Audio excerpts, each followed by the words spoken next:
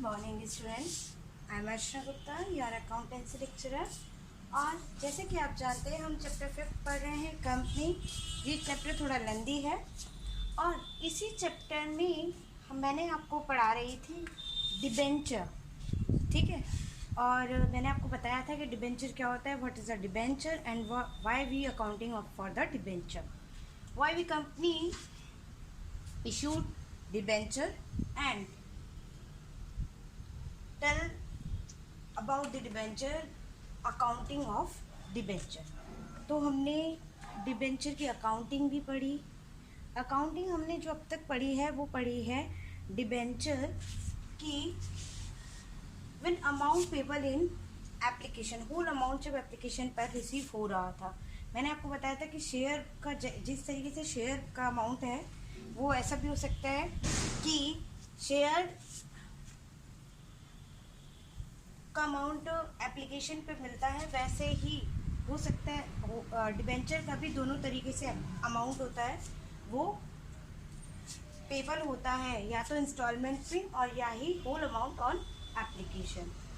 यहाँ पर हम बात करेंगे when amount payable in installment. Yes, हम बात कर चुके हैं कि अगर पूरा अमाउंट अगर आपको एप्लीकेशन पे मिले तो उसकी एंट्री हम कैसे करेंगे। अब हम एंट्री करेंगे जब राशि का भुगतान किस्तों में करना हो तो। यस, किस्तों का मतलब इंस्टॉलमेंट में और होल अमाउंट में क्या होता है, अगर 100 का शेयर है,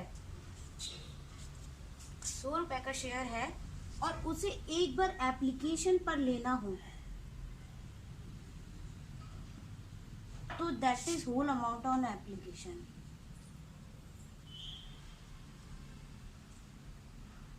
लेकिन अगर इसी 100 के शेयर को आप टुकड़ों में लेते हो, 40 में ले लिया, 30 में ले लिया, 20 में ले लिया, 10 में ले लिया, ये क्या है, ये एप्लीकेशन पर, ये अलॉटमेंट पर, ये आपके फर्स्ट कॉल पर और ये आपके फाइनल कॉल पर।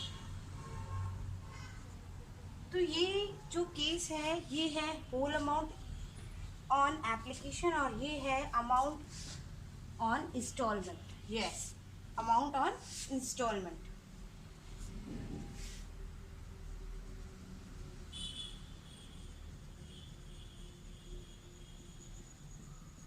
इंस्टॉल, तो आपको ये समझ आ रहा होगा कि अब इसमें इस केस में हम जो शेयर का भुगतान कर रहे हैं वो किस पे करें, इंस्टॉलमेंट में। अब बात आती है कि हाँ जी स्टूडेंट, तो आपको समझ आया कि डिफरेंस क्या है अगर आप होल अमाउंट एप्लीकेशन पे रिसीव करते हैं और आप इंस्टॉलमेंट में अमाउंट रिसीव करते हैं पेबल में। जैसे कि मैंने आपको बताया शेयर पर ही डिबेंचर जैसा ट्रीटमेंट होता है और डिबेंचर का ट्रीटमेंट भी शेयर जैसा ही होता है, बस डिफरेंस ये है कि डिबेंचर हमारे लिए एक लोन है, एक उधारी है, जबकि शेयर इशू करना एक उधारी नहीं है। दूसरी बात ये कि डिबेंचर पर हम हमें इंटरेस्ट देते हैं और शेयर पर हम जो देते हैं वो होता है डिविडेंड। अब बात आती है कि ट्रीटमेंट जो अकाउंटिंग है वो कैसे होती है डिबेंचर की। बात ये है, तो जैसे शेयर्स को हम प्रीमियम पे इशू करते थे, हम एट पार इशू करते थे, लेकिन डिबेंचर को मैंने आपको बताया कि डिस्काउंट पर भी इशू करते हैं। नेक्स्ट आता है कि जो डिबेंचर है वो क्या अदर देन कैश ही होता है, इशू होता है, या फिर फॉर कैश इशू होता है। तो शेयर की तरह ही डिबेंचर भी अदर देन कैश के लिए और कैश बोथ के लिए इशू किए जा सकते हैं। नेक्स्ट जो बात है वो ये है कि डिबेंचर भी ओवर सब्सक्रिप्शन और अंडर सब्सक्रिप्शन होता है। यस, डिबेंचर में भी ओवर सब्सक्रिप्शन और अंडर सब्सक्रिप्शन होता है। ओवर सब्सक्रिप्शन का केस आप जानते हैं, अगर कंपनी ने 1000 शेयर इशू किए हैं और उसे 1000 से ज़्यादा के लिए एप्लीकेशन रिसीव हुई है तो वो केस आपका ओवर सब्सक्रिप्शन का है। जबकि अंडर सब्सक्रिप्शन का केस वो होता है जितना शेयर जितना कंपनी इशू करती है, चाहे वो डिबेंचर हो चाहे वो शेयर हो, अगर उससे कम के लिए जनता एप्लीकेशन लगाए तो उसे हम कहेंगे अंडर सब्सक्रिप्शन। अब आते हैं हम एक एग्जाम्पल पर। वो एग्जाम्पल होगा कि अगर डिबेंचर का अमाउंट आपको इंस्टॉलमेंट में पे करना हो तो उस केस में एंट्रीज कैसे होंगी। हाँ जी स्टूडेंट्स, देखिए एग्जाम्पल आपका है। जब भी हम किसी एग्जाम्पल को या क्वेश्चन को पढ़ते हैं तो हम उन चीज़ों को अंडरलाइन कर लें जो इम्पॉर्टेंट है। जैसे इस क्वेश्चन में आप देखिए, मैंने रेड पेन से अंडरलाइन किया हुआ है जो चीज़ हमें यहाँ लगती है कि इम्पॉर्टेंट है और उन्हें हमें भूलना बिल्कुल भी नहीं है।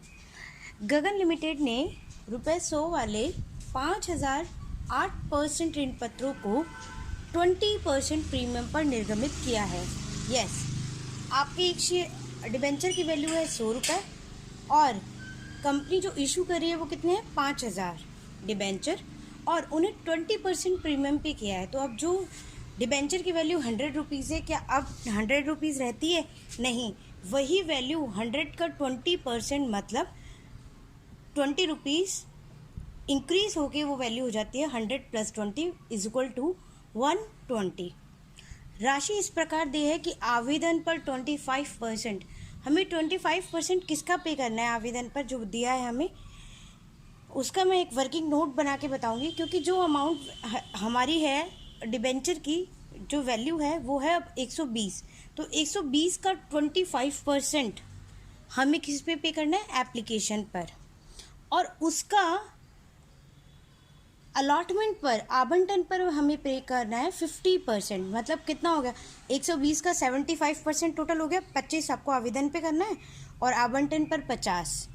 अब लिखा हुआ है आगे 50% के आगे प्रीमियम सहित। यस, इसका मतलब जितना भी अमाउंट आता है आपका अलॉटमेंट का, उसमें से 20 रुपये प्रीमियम के हम निकालेंगे, सिक्योरिटी प्रीमियम अकाउंट में डालेंगे, और जो बाकी बचा हुआ है वो हम शेयर अलॉटमेंट अकाउंट में डालेंगे। नेक्स्ट जो आपकी बात है, शेष अंतिम मांग पर देय है आपका, मतलब 25% आपका कितना रह गया अब आपका अंतिम मांग पर, फाइनल मांग पर। 6500 ऋण पत्रों के लिए आवेदन प्राप्त हुआ। इसका मतलब ये क्या हो गया, ओवर सब्सक्रिप्शन का केस, क्योंकि आपने कितना किया, 5000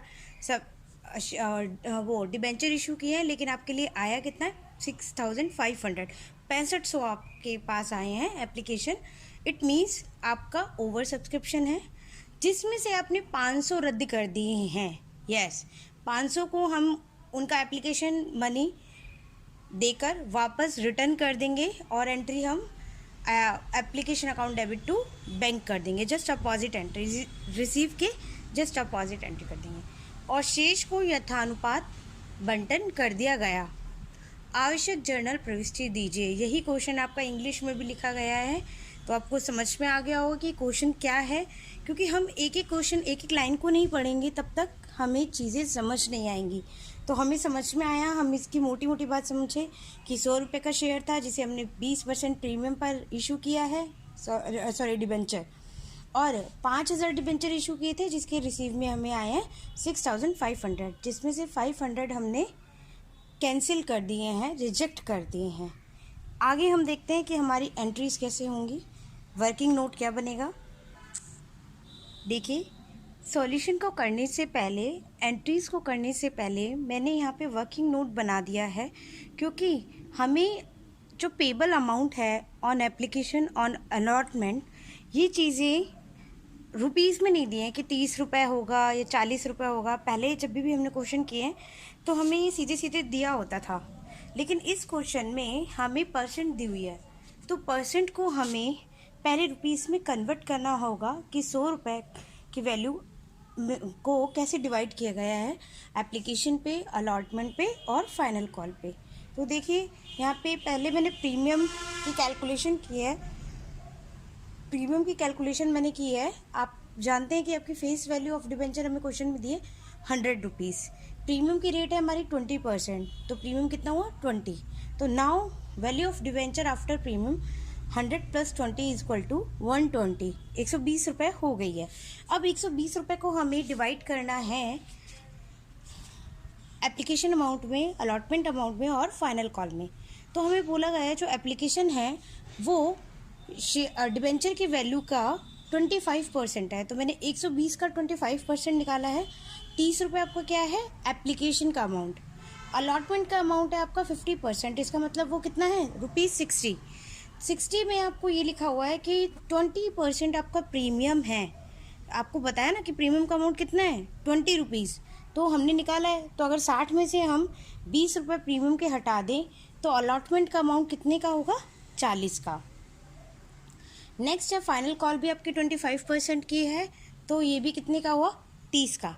अगर आप टोटल अमाउंट सबका जोड़ेंगे, एप्लीकेशन का, अलॉटमेंट का और फाइनल कॉल का, तो देखिए टोटल अमाउंट आपका आएगा 120 रुपये, और वही आपका आना चाहिए। ठीक है, यहाँ तक समझ में आया। कल मैं आपको इसकी एंट्रीज़ कराऊंगी, वो एंट्रीज़ आप खुद से भी कीजिएगा। अगर किसी को समझ नहीं आती है तो मुझसे पूछ लीजिए, अदरवाइज़ मैं इसकी एंट्री कराऊंगी। आपको एंट्री आ गई होगी अब तक तो, ठीक है। अगर किसी को कोई दिक्कत है तो आप मुझसे पूछ लीजिए।